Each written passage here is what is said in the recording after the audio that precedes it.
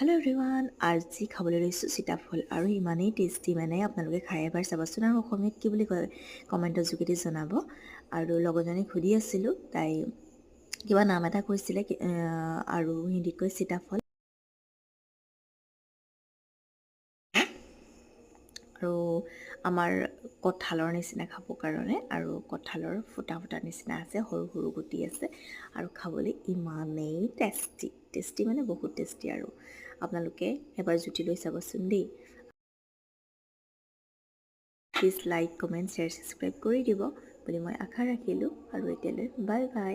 আৰু ইয়াৰ মই জুতিটো এতিয়া ভালদৰে লগৰজনীয়ে মই দুয়োজনীয়ে বহি লৈ লওঁ দেই। Bye bye.